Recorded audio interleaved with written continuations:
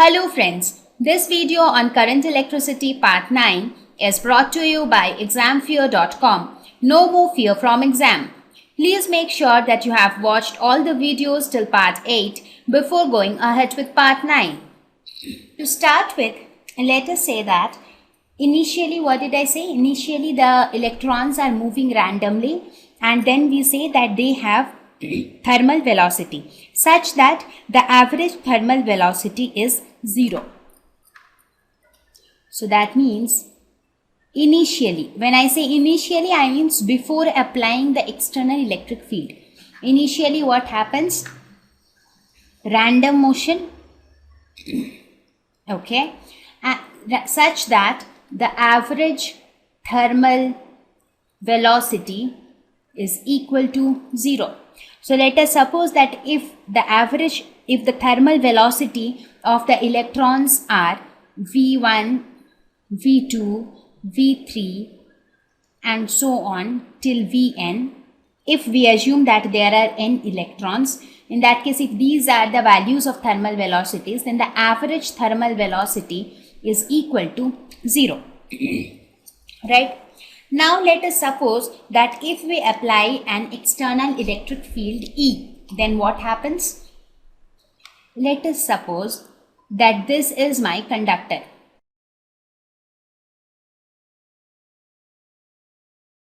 So this is of length L and we say that a potential difference V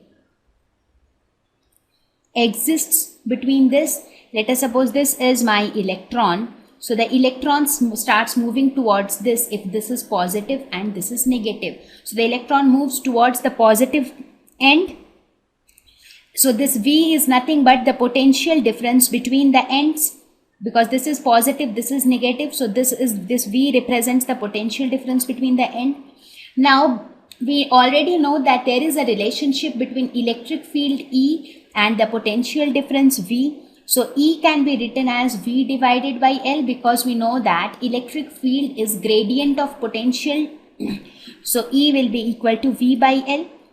Now under the influence of this external electric field E, what happens? Each electron experiences a Coulomb's force, because whenever you apply electric field, whenever electric field comes into play, Coulomb's force also comes into play. So each electron experiences Coulomb force.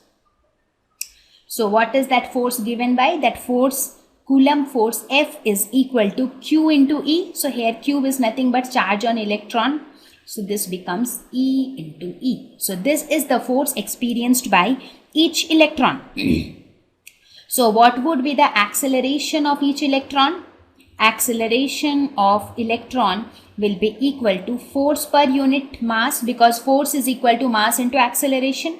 So this will be equal to E into E divided by m, where m is mass of electron, right? So this will be the acceleration of electron. So as soon as electric field is applied, the electron will get strongly attracted towards the positive terminal and they will start moving very fast and they will accelerate. So the acceleration of the electron is given by this expression, that is minus E into E divided by mass of electron. But the gain in velocity due to this acceleration is lost during collision of the electron with the positive ion. So gain in velocity due to acceleration is lost during collision with positive ions, right? That's what I explained you in the previous slide, with positive ions. So what will happen?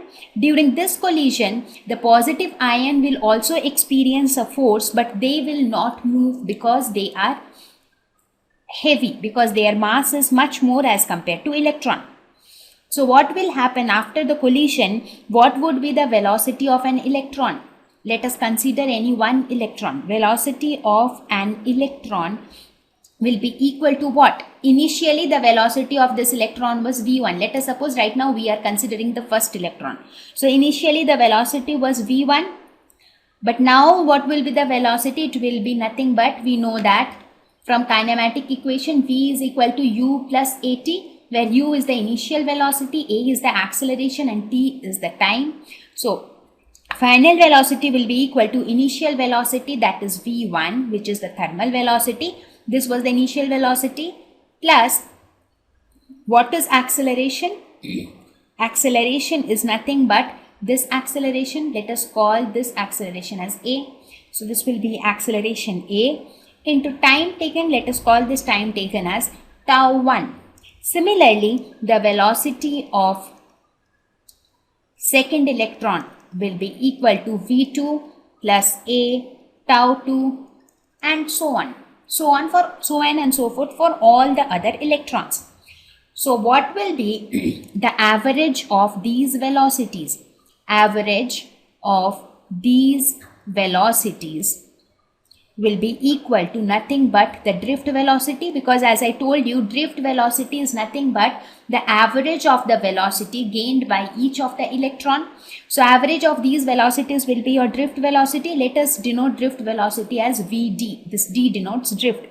So drift velocity will be equal to v1 plus a tau 1 plus v2 plus a tau 2 plus v3 plus a tau 3 plus so on, divided by how many electrons are there? There are n electrons, so divided by n. So this is how we will calculate the average of drift velocity, right? Therefore, the drift velocity will be equal to, what will be this? This will be nothing but v1 plus v2 plus v3 plus so on. You take all v's together plus a into tau 1 plus tau 2 plus tau 3 plus so on, divided by n. Now this can be written as v1 plus v2 plus v3 plus divided by n plus a into tau 1 plus tau 2 plus tau 3 plus divided by n. Now what is this term? This term is nothing but the average of the thermal velocities of all the electrons. And as we started this expression here, I showed that this is equal to 0. So from this we can say that this term will be equal to 0. So we are left with a into tau, where tau is nothing but the average of the time taken by all the electrons before it collides with some positive ion, right? Because what is tau 1? Tau 1 is after what time the electron collides with the positive ion, right? Similarly, tau 2 is the time after which the second electron collides with the positive ion. Therefore, we say that this tau is nothing but the average time collapsed since each electron suffered collision. So what is this? This is average time collapsed since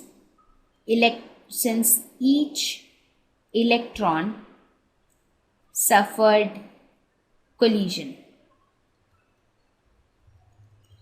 right? Therefore, we get drift velocity is equal to a into tau. Now, what is this acceleration? In the slide in the previous slide we found acceleration as minus e into e divided by m. Therefore, the expression for drift velocity is given by this expression. So the drift velocity is directly proportional to the electric field which is applied. It is directly proportional to the average time collapsed between collisions, and it is inversely proportional to the mass of electron. So this is how we calculate drift velocity for electrons. Thank you. Please visit examfear.com to watch free educational videos, try free online tests, get the best quality study materials, study from the best tutors and mentors, and much more. Thank you once again.